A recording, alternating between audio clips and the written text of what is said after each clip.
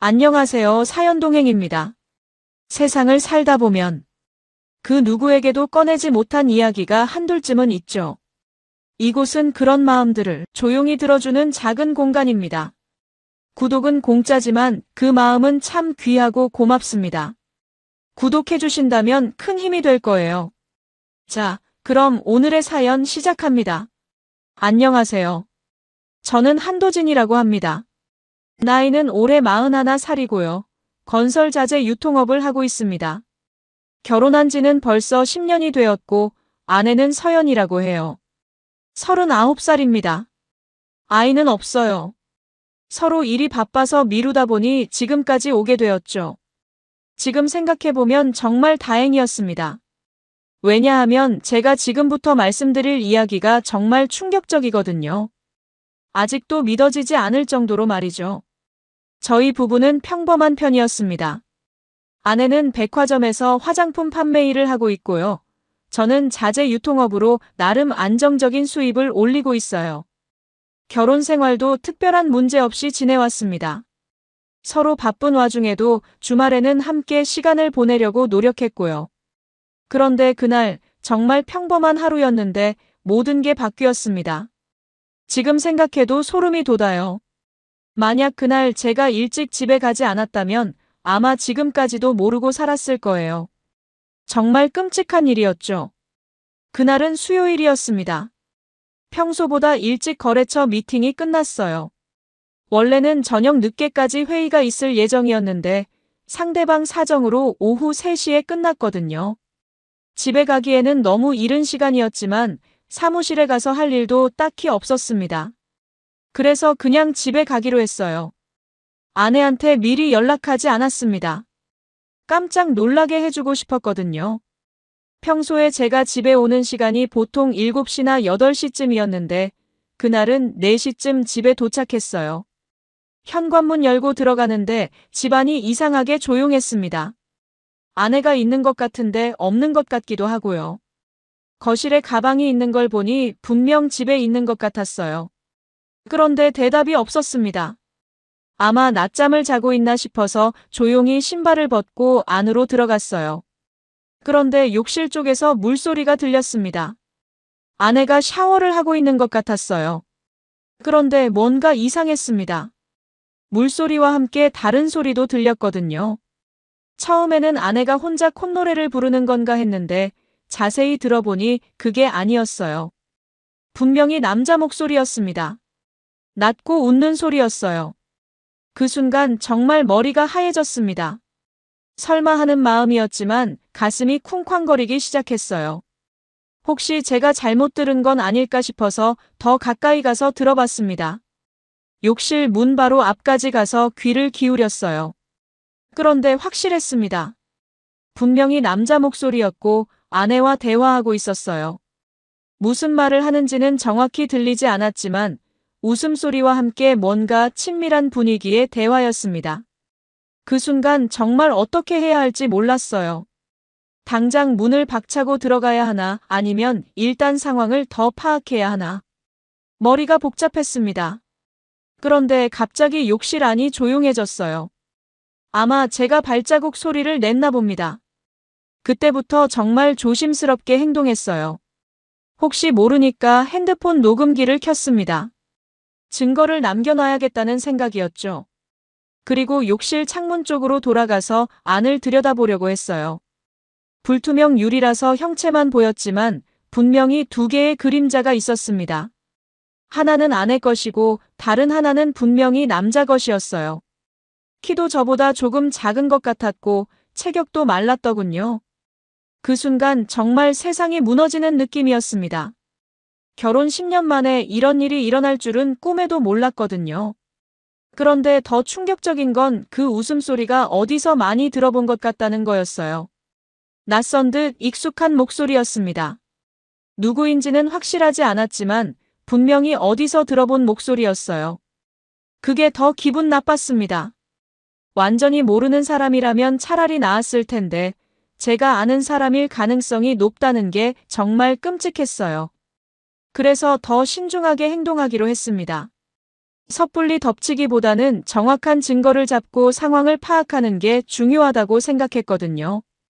그래서 일단 현관으로 나가서 다시 들어올 계획을 세웠어요. 아무것도 모르는 척하면서 말이죠. 그렇게 해서 상대방이 누구인지, 그리고 정확히 어떤 상황인지 파악하려고 했습니다. 정말 치밀하게 계획을 세웠어요. 이게 제 인생에서 가장 중요한 순간이 될 거라는 걸 직감했거든요. 현관으로 조용히 나가서 문을 살짝 열어두었습니다. 그리고 일부러 소리를 내면서 다시 들어왔어요. 여보, 나왔어.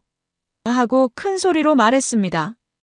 그 순간 욕실 안에서 엄청난 소란이 일어났어요. 뭔가 넘어지는 소리, 급하게 움직이는 소리가 들렸습니다. 물소리도 갑자기 새졌다가 멈췄어요. 아마 급하게 샤워를 끝내는 소리였나 봅니다. 그리고 잠시 정적이 흘렀어요. 아무 소리도 안 들렸습니다. 저는 거실에서 일부러 평소처럼 행동했어요. 가방 내려놓고 넥타이 풀고 자연스럽게 행동했습니다. 하지만 마음은 정말 복잡했어요. 이게 정말 일어나고 있는 일인지 믿어지지 않았거든요. 몇 분 후에 욕실 문이 열렸습니다. 아내가 수건을 두르고 나왔어요.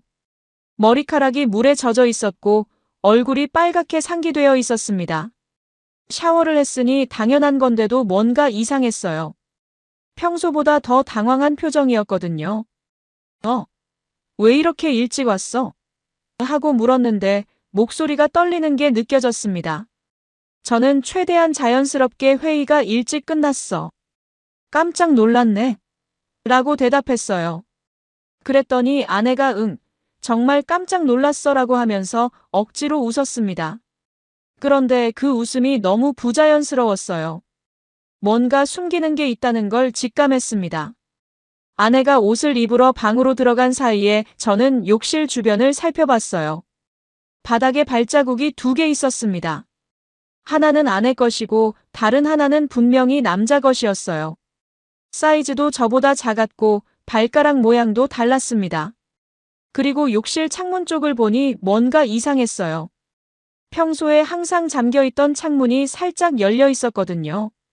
아마 그쪽으로 누군가 빠져나간 것 같았습니다. 확실히 하기 위해서 밖으로 나가봤어요.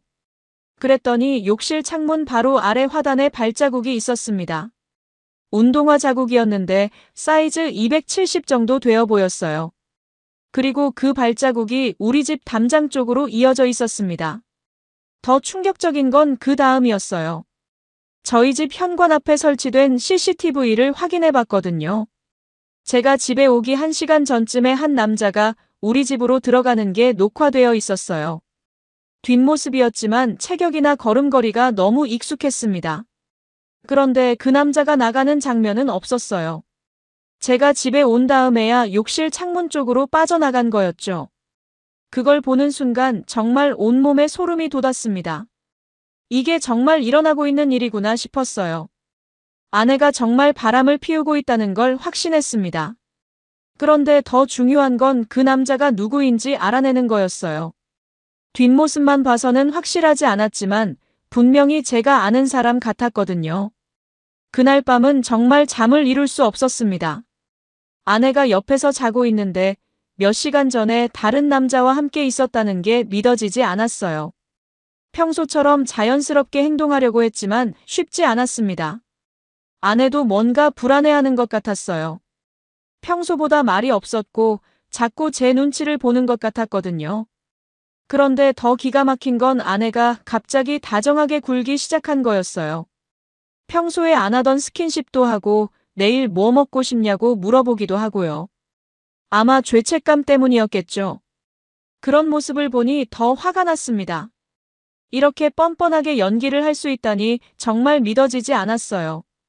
다음 날 아침에 출근하면서 더 자세히 CCTV를 확인해 봤습니다. 화질이 좋지 않아서 얼굴은 잘 안 보였지만 체격이나 옷차림을 보니 점점 누군지 감이 왔어요.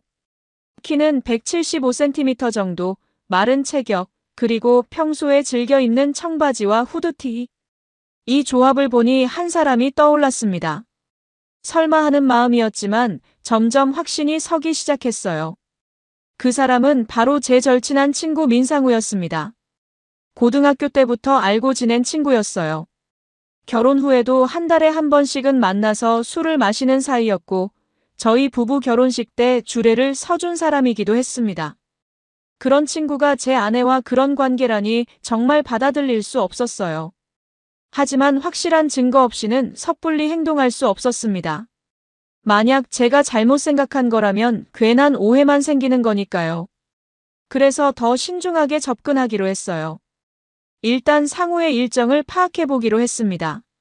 상우는 중소기업에서 격리 일을 하고 있었는데 평소에 점심시간이나 퇴근 시간을 잘 알고 있었어요. 그리고 아내의 근무 스케줄도 확인했습니다. 백화점은 격주로 휴무가 있었는데 다음 주 목요일이 아내 휴무일이었어요. 그날 상우도 연차를 냈는지 확인해 보기로 했습니다. 만약 두 사람이 같은 날 쉰다면 더 의심스러울 거니까요. 이렇게 하나하나 퍼즐을 맞춰가는 과정이 정말 고통스러웠습니다. 하지만 진실을 알기 위해서는 어쩔 수 없었어요. 다음 주가 되자 저는 본격적으로 조사를 시작했습니다. 일단 상우에게 자연스럽게 연락해봤어요. 상우야, 이번 주 목요일에 시간 있어? 오랜만에 낮술 한잔 어때? 하고 물어봤습니다. 그랬더니 상우가 목요일은 안 되겠다. 개인 일정이 있어서 연차 냈거든이라고 대답했어요. 그 순간 정말 심장이 철렁했습니다. 아내 휴무일과 정확히 일치하는 거였어요. 이게 우연의 일치일 리는 없었습니다. 더 확실히 하기 위해 무슨 일정인데? 중요한 일이야? 하고 물어봤는데 상우가 잠시 머뭇거리더니 그냥 개인적인 일이야.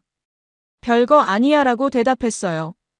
평소 상우라면 자세히 설명해 줬을 텐데 이번엔 대답을 회피하는 게 느껴졌습니다. 목요일 아침 저는 일부러 평소처럼 출근하는 척했습니다.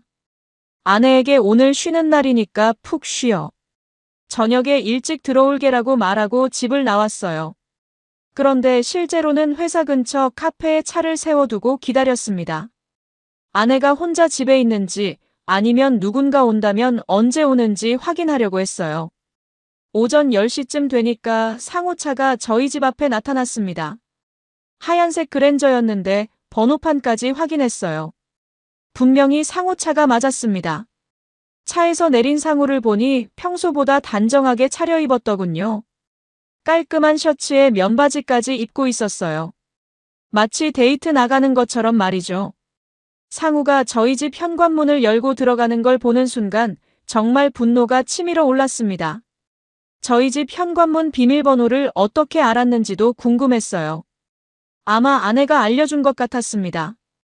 친구 집에 놀러 간다고 핑계를 대고 말이죠. 상우가 들어간 후에도 계속 지켜봤는데 2시간 넘게 나오지 않았어요.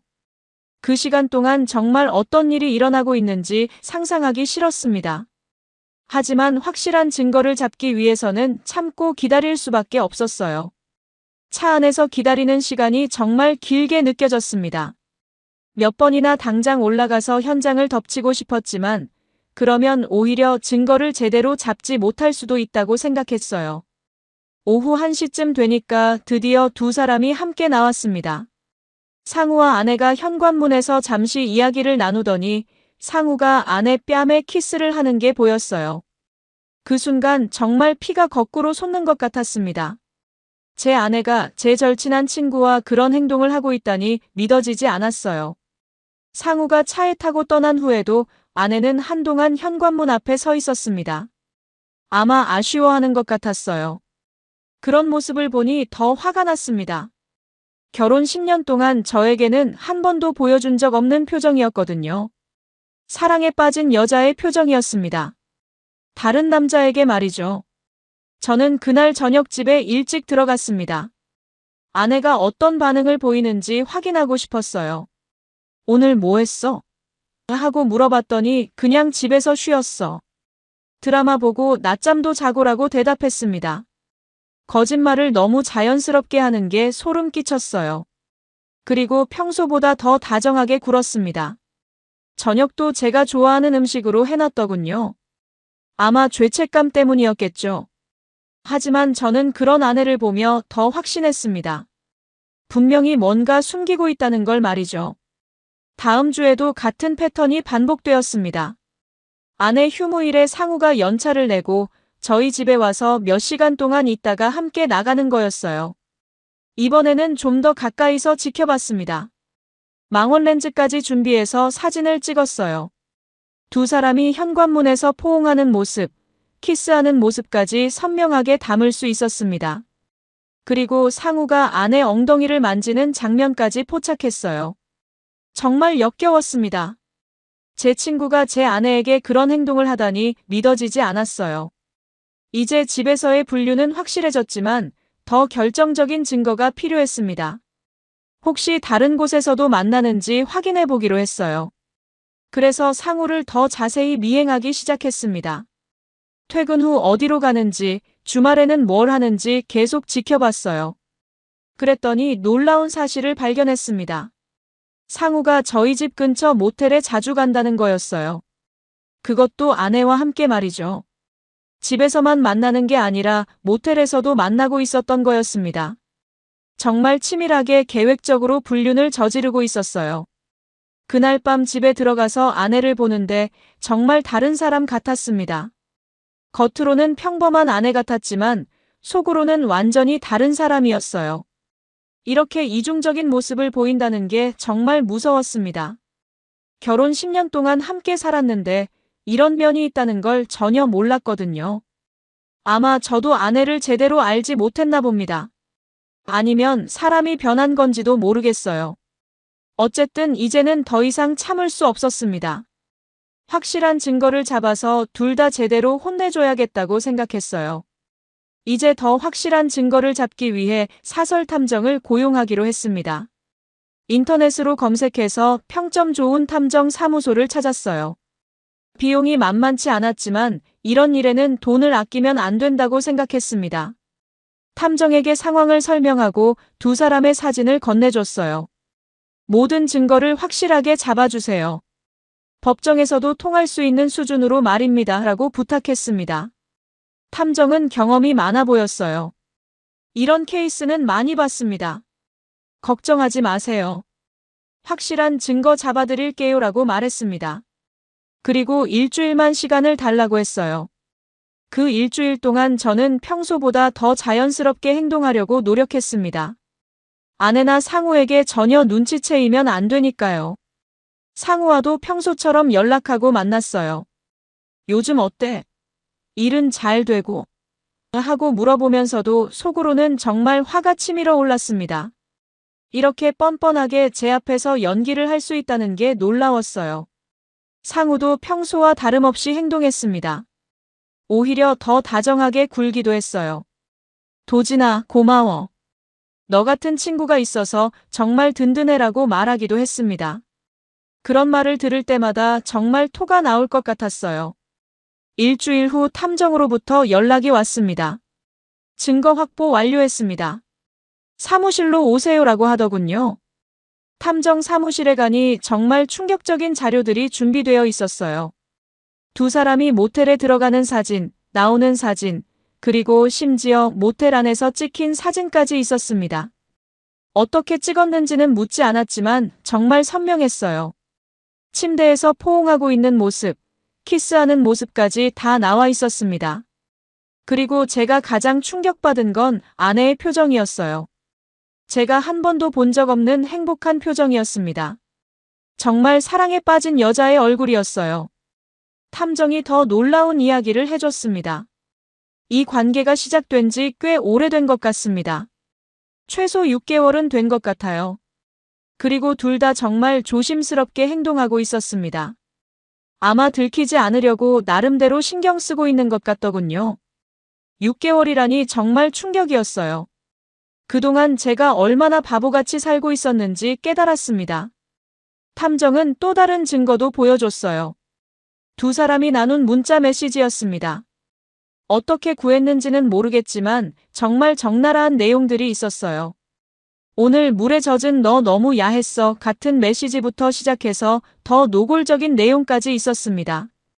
그 중에서 가장 충격적인 메시지는 상우가 보낸 도진이한테는 미안하지만 너무 사랑해라는 내용이었어요. 그리고 아내가 답장으로 나도 그래. 이렇게 될 줄 몰랐는데 라고 보낸 것도 있었습니다. 이런 메시지들을 보니 정말 둘 다 확신범이라는 걸 알 수 있었어요. 단순히 실수로 일어난 일이 아니라 계획적이고 지속적인 불륜이었습니다. 탐정은 이 정도면 법정에서도 충분히 통할 수 있는 증거입니다. 이혼 소송이나 위자료 청구에 문제 없을 거예요 라고 말했습니다. 집에 돌아가는 길에 정말 복잡한 심정이었어요.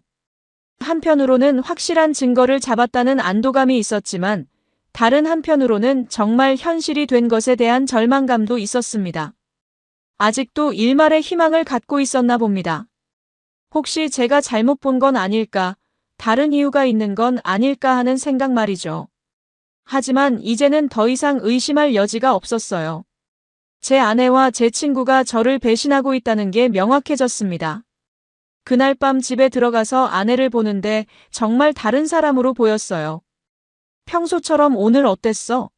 힘들었지? 하고 물어보는 아내를 보니 정말 연기가 대단하다는 생각이 들었습니다. 어떻게 이렇게 자연스럽게 거짓말을 할 수 있는지 신기할 정도였어요. 저는 최대한 평소처럼 행동하려고 했지만 쉽지 않았습니다. 계속 탐정이 보여준 사진들이 머릿속에 떠올랐거든요. 특히 침대에서 상우와 포옹하고 있던 아내의 모습이 계속 생각났어요.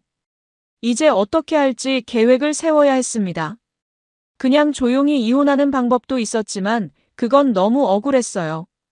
이렇게 저를 바보로 만든 두 사람을 그냥 넘어갈 수는 없었습니다. 반드시 대가를 치르게 해야겠다고 생각했어요. 먼저 변호사를 만나서 법적인 절차를 알아보기로 했습니다. 이혼 소송과 상간자 소송을 동시에 진행할 수 있는지, 위자료는 얼마나 받을 수 있는지 상담받아 보려고 했어요. 그리고 무엇보다 두 사람을 완전히 망신시킬 수 있는 방법을 찾고 싶었습니다. 변호사 사무실에 상담을 받으러 갔습니다. 이혼 전문 변호사였는데 경험이 많아 보였어요. 제가 가져간 증거들을 보더니 이 정도면 승소 확률 100%입니다. 상간자 소송도 문제 없고요라고 말했습니다. 위자료도 상당한 금액을 받을 수 있다고 했어요. 배우자의 불륜이 명확하고 상간자와의 관계도 충분히 입증되니까 최대한 받을 수 있을 겁니다. 변호사는 또 다른 조언도 해줬어요. 현장을 덮치는 것도 좋은 방법입니다. 더 확실한 증거가 될 수 있거든요. 그 말을 듣고 저는 결심했습니다. 반드시 현장을 덮쳐서 두 사람을 혼내주겠다고 말이죠. 다음 주 목요일, 아내 휴무일이었습니다. 저는 평소처럼 출근하는 척하고 나갔어요. 하지만 이번에는 회사 근처에서 기다리지 않고 집 근처에서 대기했습니다. 상우가 언제 올지 정확히 알고 있었거든요. 보통 오전 10시쯤 왔으니까 그 시간에 맞춰서 준비했어요. 핸드폰 녹음기도 준비하고 카메라도 챙겼습니다. 이번에는 확실하게 증거를 남기려고 했어요. 시간이 되니까 정말 상우가 나타났습니다. 평소처럼 단정하게 차려입고 저희 집으로 들어갔어요. 1시간 정도 기다렸다가 저는 집으로 올라갔습니다. 현관문을 조용히 열고 안으로 들어갔어요. 집안이 조용했는데 안방에서 소리가 들렸습니다. 웃음소리와 함께 뭔가 부산한 소리가 났어요. 저는 조심스럽게 안방 쪽으로 다가갔습니다. 문이 살짝 열려 있어서 안을 들여다볼 수 있었어요. 그리고 그 순간 제가 본 광경은 정말 충격적이었습니다. 상우와 아내가 침대에서 서로 껴안고 있었어요. 둘 다 옷을 입고 있었지만 뭔가 친밀한 분위기였습니다. 저는 핸드폰으로 그 장면을 녹화하기 시작했어요. 두 사람의 대화도 선명하게 들렸습니다. 도진이는 언제 들어와? 보통 7시쯤 들어오니까 아직 시간 많아 이런 대화를 나누고 있었어요. 제 이름이 나오는 걸 듣는 순간 정말 화가 치밀어 올랐습니다. 저에 대해 이야기하면서 이런 짓을 하고 있다니 정말 용서할 수 없었어요. 상우가 미안해, 친구를 배신하는 것 같아서라고 말하니까 아내가 나도 그래. 하지만 어쩔 수 없잖아. 사랑하는데라고 대답했습니다. 그 대화를 듣는 순간 정말 참을 수 없었어요. 당장 뛰어들어가서 둘 다 혼내주고 싶었지만 참았습니다. 더 결정적인 순간을 기다리기로 했어요. 그런데 갑자기 상우가 아내에게 키스를 했습니다. 그리고 옷을 벗기기 시작했어요. 그 순간 저는 더 이상 참을 수 없었습니다. 문을 박차고 들어가면서 거기서 뭐 해? 하고 소리쳤어요. 두 사람이 깜짝 놀라면서 급히 떨어졌습니다. 상우는 셔츠만 입고 있었고 아내는 속옷 차림이었어요. 민상우, 너 정말 이럴 거야? 제가 소리치니까 상우가 당황해서 도진아, 이건 하면서 말을 더듬었어요. 아내도 시트로 몸을 가리면서 당신 왜 이렇게 일찍 와? 하고 오히려 저에게 화를 냈습니다. 그런 아내를 보니 더 화가 났어요. 지금 상황이 뭔지 모르겠어. 내 친구랑 내 침대에서 이러고 있으면서 나한테 화를 내. 아내는 할 말이 없었는지 그냥 고개를 떨구었어요. 상우도 마찬가지였습니다. 이미 현장을 덮쳤으니 변명할 여지가 없었거든요. 저는 핸드폰을 들어서 녹화하고 있다는 걸 보여줬어요. 이미 다 찍었어. 너희 대화도 다 녹음했고. 그러자 상우가 급하게 야 도진아, 그거 지워줘. 제발 부탁이야 라고 애걸했습니다. 하지만 저는 들은 척도 안 했어요. 지금까지 얼마나 오래 이런 짓 했어? 언제부터야? 하고 물었습니다. 둘 다 대답을 안 하니까 더 화가 났어요. 대답 안 할 거야? 어차피 다 알아냈거든. 탐정까지 고용해서 말이야. 그러자 아내가 깜짝 놀라면서 탐정이라니? 하고 물었어요. 저는 가방에서 탐정이 준 사진들을 꺼내서 던졌습니다. 이것도 보고 이것도 봐. 모텔에서 찍힌 사진들이야. 얼마나 좋았을까? 사진들을 본 두 사람의 얼굴이 하얗게 변했어요.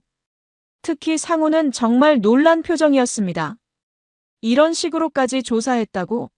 하고 물어봤는데 저는 냉정하게 당연하지.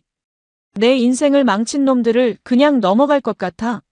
라고 대답했어요. 아내가 울기 시작했는데 전혀 동정심이 들지 않았습니다. 이미 너무 늦었거든요. 저는 침착하게 둘에게 말했습니다. 옷 입고 거실로 나와. 할 말이 있어. 상우가 서둘러 옷을 주워 입으면서 도진아, 정말 미안해.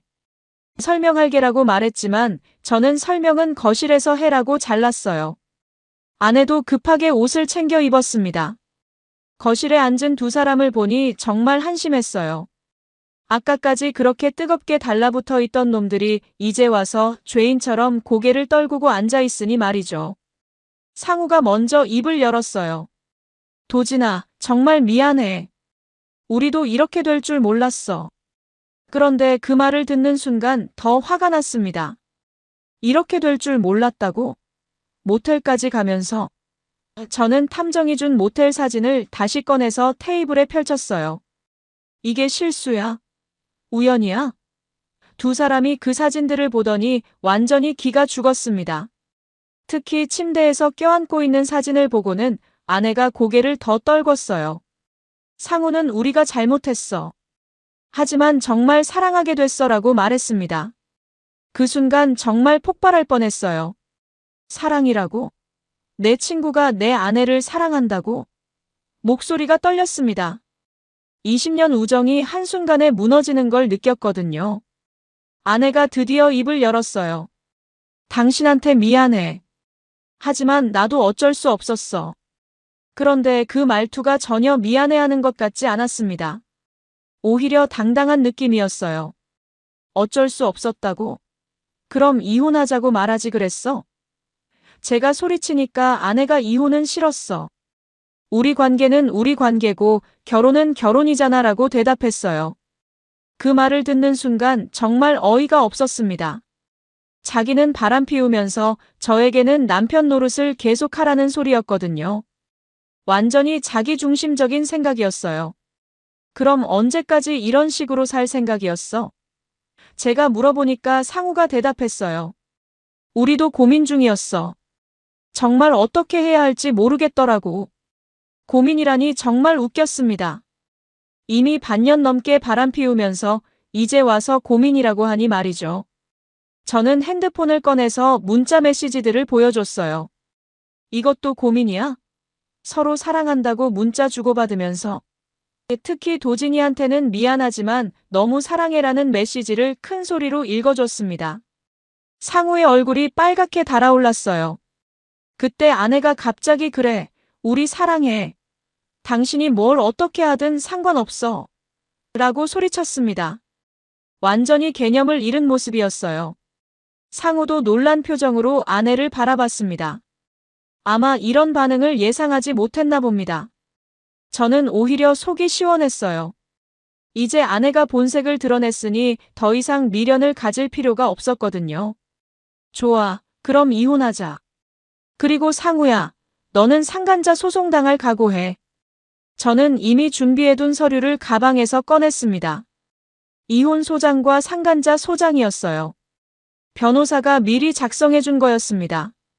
내일 당장 등기로 발송할 거야. 위자료는 최대한 받을 생각이고.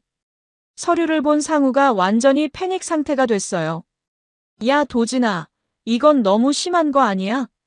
우리가 친구인데. 친구라는 말을 듣는 순간 정말 웃음이 나왔습니다. 친구. 친구가 친구 아내랑 바람 펴. 너 정신 상태가 괜찮아? 상우는 할 말이 없었는지 그냥 멍하니 앉아 있었어요. 아내도 마찬가지였습니다. 이제서야 일이 심각하다는 걸 깨달은 것 같았어요. 저는 마지막으로 말했습니다. 오늘부터 상우는 우리 집에 발도 들이지 마. 그리고 서연아, 너도 당장 짐 싸서 나가. 오늘 밤까지만 있어도 돼. 그리고 문자 메시지들과 사진들을 복사해서 양쪽 집에 보내겠다고 했어요. 상우 부모님과 아내 부모님에게 말이죠. 가족들도 알 권리가 있잖아. 어떤 놈들과 살고 있는지 말이야. 그러자 둘 다 급하게 그건 하지 말라고 애걸했지만 이미 늦었습니다. 저는 결심했거든요. 두 사람을 완전히 사회적으로 매장시키겠다고 말이죠. 그날 저녁 상우는 급하게 집을 나갔습니다. 나가면서도 계속 도진아, 정말 미안해. 다시 생각해봐라고 말했지만 저는 듣지 않았어요. 이미 끝난 관계였거든요. 아내는 짐을 싸면서 계속 중얼거렸습니다. 이렇게까지 할 필요 있어? 조용히 이혼하면 되잖아. 하지만 저는 절대 그럴 수 없었어요. 이렇게 저를 바보로 만든 대가를 반드시 치르게 해야 했거든요. 아내가 짐을 다 싸고 나가기 전에 마지막으로 말했어요. 후회하게 될 거야. 나 같은 여자 다시 못 만날걸? 정말 끝까지 뻔뻔했습니다. 다음 날 아침 저는 약속대로 이혼 소장과 상간자 소장을 등기로 발송했습니다. 아내와 상우에게 각각 보냈어요. 그리고 양쪽 부모님께도 사진과 문자 메시지를 보냈습니다. 상우 어머니에게는 아들이 어떤 짓을 하고 있는지 확인해 보세요라는 메모와 함께 보냈어요. 아내 부모님께도 마찬가지였습니다. 오후쯤 되니까 양쪽에서 연락이 오기 시작했어요. 상우 어머니가 먼저 전화했습니다. 도진아, 정말 미안해. 우리 상우가 정말 미쳤나 봐. 목소리가 떨리고 있었어요. 아내 어머니도 전화했습니다. 도진아, 우리 서연이가 정말 잘못했어. 용서해 줄 수 없을까? 하지만 저는 단호했어요. 어머니, 이미 늦었어요. 반년 넘게 속았는데 어떻게 용서해요? 그러자 어머니가 그래도 이혼은 너무 심하지 않니? 라고 말씀하셨는데 저는 어머니도 남편이 바람 피우면 참으실 건가요? 라고 되물었어요. 그러자 더 이상 할 말이 없으셨나 봅니다. 결국 알겠다. 우리 서연이가 잘못했다고 하시면서 전화를 끊으셨어요. 상우는 회사에서 난리가 났다고 연락해 왔어요. 도진아, 내가 잘못했어. 하지만 회사까지 알려지면 나 정말 끝나. 제발 선처해줘. 하지만 저는 그건 내가 알아서 해결해라고 했습니다. 사실 저는 상우 회사에 직접 연락하지는 않았어요. 아마 상우 어머니가 화가 나서 회사에 전화하신 것 같았습니다. 우리 아들이 친구를 배신했다면서 말이죠. 어쨌든 상우는 회사에서 징계를 받게 됐다고 했어요. 부서 이동까지 당했다고 하더군요. 그래도 전혀 동정심이 들지 않았습니다. 일주일 후 법원에서 조정 신청이 왔습니다. 아내 측에서 신청한 거였어요. 조정실에 가보니 아내와 상우, 그리고 양쪽 변호사가 앉아 있었습니다. 조정위원이 원만한 합의가 가능할까요? 라고 물어봤는데 저는 단호하게 불가능합니다. 라고 대답했어요. 아내 변호사가 위자료를 줄 테니 상간자 소송은 취하해달라고 제안했지만 거절했습니다. 상우도 도진아, 우리 20년 우정을 생각해서라도라고 애걸했지만 소용없었어요. 20년 우정을 배신한 게 너야라고 대답했습니다. 결국 조정은 결렬됐고 재판으로 넘어갔습니다. 재판 과정에서 더 충격적인 사실들이 드러났어요. 둘의 관계가 시작된 게 제가 생각했던 것보다 훨씬 오래됐다는 거였습니다. 거의 1년 전부터였어요. 작년 제 생일 파티에서 시작됐다고 하더군요. 그날 상우가 너무 많이 마셔서 저희 집에서 자고 갔었는데 그때부터였다는 거예요. 제가 잠든 사이에 부엌에서 우연히 마주친 게 시작이었다고 했습니다. 정말 배신감이 더 커졌어요. 제 생일날부터 시작됐다니 정말 기가 막혔거든요. 재판부는 제 손을 들어줬습니다. 이혼은 당연히 인정됐고 상간자 소송도 승소했어요. 위자료로 상당한 금액을 받게 됐습니다. 상우는 직장에서 결국 퇴사하게 됐어요. 소문이 다 퍼져서 더 이상 버틸 수 없었다고 하더군요. 아내도 백화점에서 잘렸습니다. 동료들 사이에 소문이 퍼지면서 일하기 어려워졌다고 했어요. 둘 다 자업자득이었습니다. 제가 특별히 소문을 퍼뜨리지 않았는데도 저절로 알려진 거였어요. 아마 양쪽 부모님들이 워낙 화가 나서 여기저기 말씀하신 것 같았습니다. 재판이 모두 끝난 지 몇 달 후, 저는 혼자 동해안 어느 조용한 바닷가에 앉아 있었습니다. 따뜻한 커피 한 잔을 들고 파도 소리를 들으며 지난 일들을 되돌아봤어요. 정말 격동의 몇 달이었습니다. 결혼 10년, 우정 20년이 한순간에 무너진 거였으니까요. 처음에는 정말 힘들었어요. 배신감과 분노로 잠을 이루지 못하는 날들이 계속됐거든요. 하지만 시간이 지나면서 점점 마음이 정리되기 시작했습니다. 오히려 이런 사람들과 헤어진 게 다행이라는 생각까지 들었어요. 상우는 그 후 고향으로 내려갔다고 들었습니다. 서울에서는 더 이상 버틸 수 없었나 봅니다. 어디서 무엇을 하며 살고 있는지는 모르겠어요. 솔직히 알고 싶지도 않았습니다. 20년 우정이었지만 이제는 완전히 남남이었거든요. 가끔 공통 친구들이 상호 근황을 물어보기도 했지만 모른다고 대답했어요. 정말로 모르고 싶지 않았습니다. 아내 서연도 본가로 들어갔다가 얼마 후 다른 도시로 이사했다고 했어요. 아마 새로운 시작을 하려는 것 같았습니다. 재판 과정에서 받은 위자료로 새 집을 샀습니다. 예전 집에는 너무 안 좋은 기억들이 많았거든요. 특히 그날 욕실에서 들었던 웃음소리, 안방에서 본 그 장면들이 계속 떠올랐어요. 새 집은 한강 근처 작은 아파트였는데 혼자 살기에는 딱 좋았습니다. 깔끔하게 인테리어도 새로 했어요. 완전히 새로운 시작이라고 생각하며 말이죠. 회사 일에도 더 집중하게 됐습니다. 예전에는 집에 일찍 가려고 서둘렀는데 이제는 그럴 필요가 없으니까 일에만 몰두할 수 있었어요. 새로운 인간관계도 만들어갔습니다. 회사 동료들과 더 가까워졌고 취미 생활도 시작했어요. 등산을 배우기 시작했는데 정말 좋더군요. 맑은 공기를 마시며 산을 오르다 보면 머리가 맑아지는 느낌이었습니다. 등산 모임에서 새로운 친구들도 많이 사귀었어요. 진짜 친구가 무엇인지 다시 생각해보게 됐습니다. 상우 같은 친구는 처음부터 친구가 아니었던 거겠죠. 진정한 친구라면 절대 그런 짓을 할 수 없었을 테니까요. 가끔 지인들이 새로운 사람 만날 생각 없어? 라고 물어보기도 했습니다.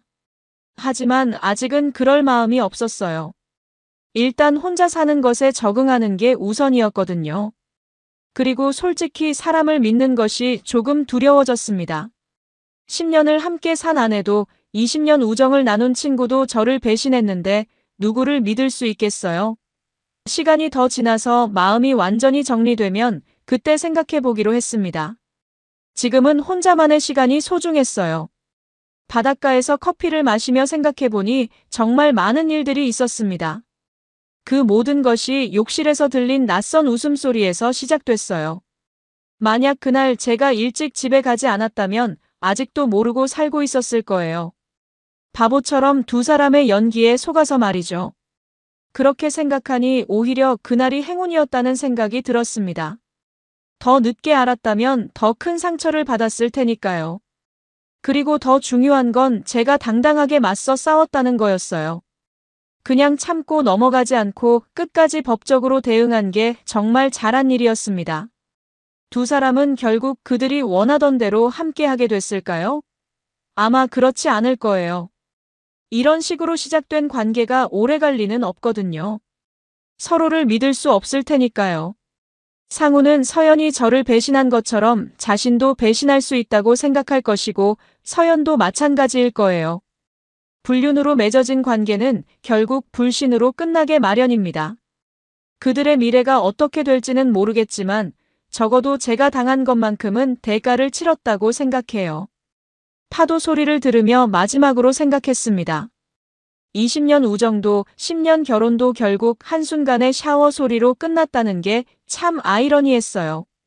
하지만 그 덕분에 진실을 알 수 있었고 새로운 인생을 시작할 수 있게 됐습니다.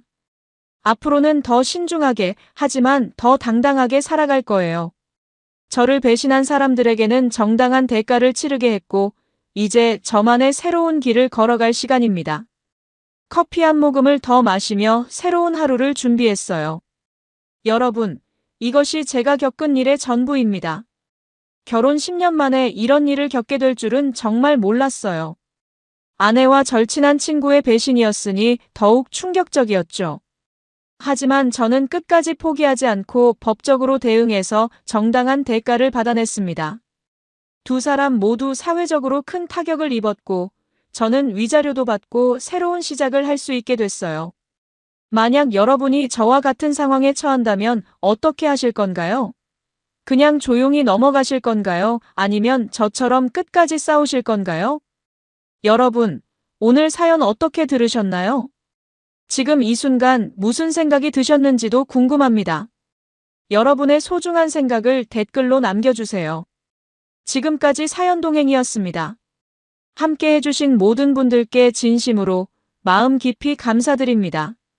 방송 끝나기 전에 혹시 아직 구독과 좋아요 안 누르셨다면 그 한 번의 클릭이 이 채널을 계속 이어가게 하는 큰 힘이 된답니다.